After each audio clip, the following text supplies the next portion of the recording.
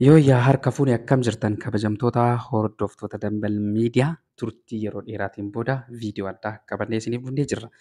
Akkuma viidiyoo irratti argaa jirtan kana mana bareedaa, mana ammayyaa diizaayinii bareedaadhaan qophaa'ee ijaaramee xumuramee gurguraaf dhiyaate qabannee isiniif dhiyaannee jira. Hamma dhumatti turtiin wajjin taasisuun affeerraa kenna. Akkuma argaa jirtan manni kun mana baay'ee ammayyaa ta'e, mana baay'ee bareedaa fi diizaayiniin isaallee haala gaariitiin kan hojjetame jechuudha.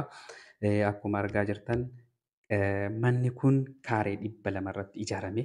Bakki amma argaa jirtan kun ammoo mana shaaworiiti jechuudha.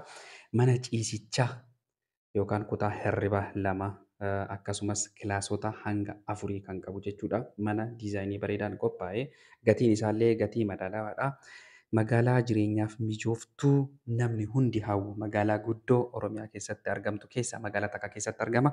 Hamma dhuma yoo na wajjin turtanii jettan viidiyoo kana dhumarratti erga daawwattanii xumurtaniin booda gatii isaa fi akkasumas ammoo lookeeshinii jechuun karaa bilbila itti nu argattanii mana kana bitachuu dandeettan. Yoo bitachuullee hin barbaanne ammoo namoota mana bitachuu danda'aniif odeeffannoo kana akka dabarsitaniif hamma dhumatti na wajjin turaa isiniin jedha.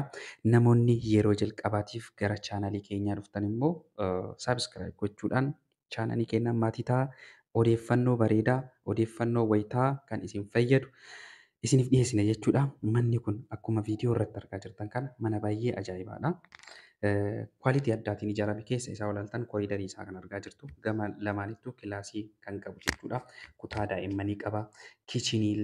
Kichinii baay'ee ammayyaa ta'e qaba. Saloonii baay'ee bal'aa ta'ee fi akkuma argaa jirtan kana jechuudha. Mana yeroo jalqabaatiif ijaaramee xumurame namni kamiyyuu kan ittiin galle gurguramuuf qophaa'e jechuudha. Mana kana bitattanii itti galuu dandeessu yookaan ammoo firoota keessaniif namoota mana bitachuu barbaadaniif keessaa isiniin jechuun barbaanna. Kanaaf argaa jirtani kun amma salooniidha. Saloonii baay'ee ammayyaa ta'e.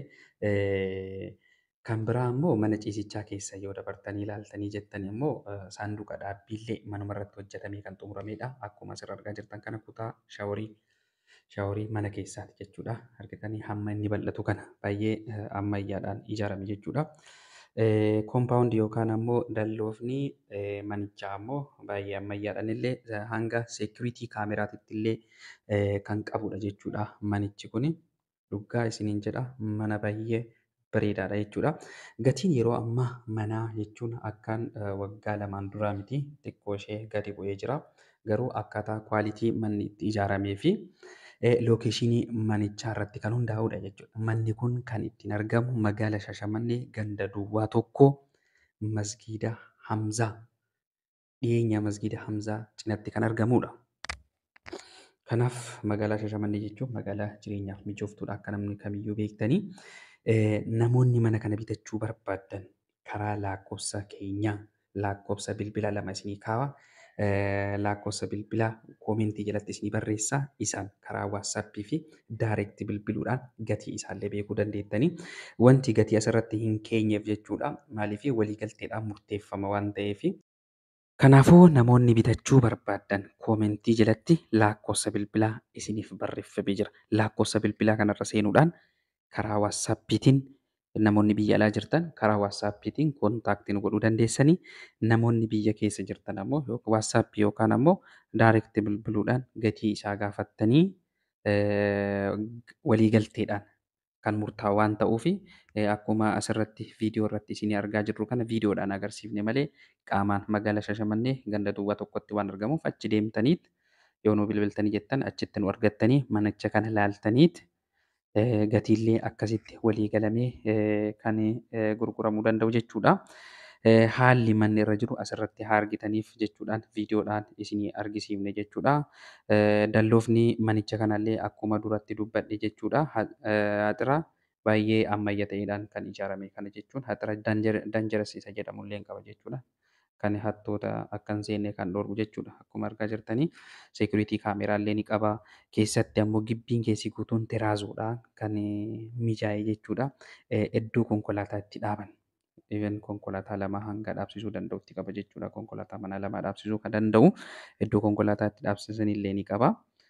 Bakka daa'imman itti taphattu jechuudha. Barandaan isaallee baay'ee bareedaadha. Akkuma argaa jirtan kana mana kana bitadhaa itti galaa isiniin jenna yookaan ammoo odeeffannoo kana firoottan keessaniif namoota bitachuu danda'aniif dabarsuu dandeettu. Yoo nu bilbiltanii jettan ammoo mana kana qofa osoo hin taane akka saampiliititti mana kana qofa viidiyoodhaan agarsiifne malee manoota hedduutu jira magaalaa garaagaraatti jechuudha kan gurguramuu fi jechuudha. Kanaafuu warri bitachuu barbaadan ammoo kontaaktii nu gootanii gatii mana kanaa irratti illee yoo waliif hin galle mana biraallee isiniif dhiyeessuu dandeenya jechuudha. Fakkeenyaaf kan asirra dhiyaafne kun mana magaalaa Shashamanneetti argamu waan ta'eef jechuudha. Magaalaa Shashamannee ganda duwwaa tokko masgiida Hamzaa dhiyeenya irratti kan argamudha jechuudha manichi kuni. Kanaaf mana kana bittaniitu osoo kireessitanii jettanii gatii guddaadhaan kireeffama jechuudha. Gibbii guutuu yoo kireeffame jedhe gatii bareedaan kan kireeffamudha jechuudha manni kunini. Meeshaa keessan fudhattanii itti galuu qofaadha jechuudha. Namoonni hedduun karaa feesbuukaa keenyaatiin illee nu gaafataa turanii feesbuuk irratti viidiyoo gabaabaa tokko gadi lakkisnee turre kan waa'ee mana kanaa ilaalchisu jechuudha. Odeeffannoo guutuu garuu karaa yuutuubii kanaatiin kan isinii gadi lakkifne waan ta'eef yuutuubii keenya irratti daawwattanii yoo namoota hedduudhaan daawwatame ammoo yeroo biraallee viidiyoo biraatiin waan isin fayyaduuf hojjannee kan isiniif dhiyeessinu ta'a jechuudha. Maaliif viidiyoo keenya kana laayik gochuun dagatinaa jedha.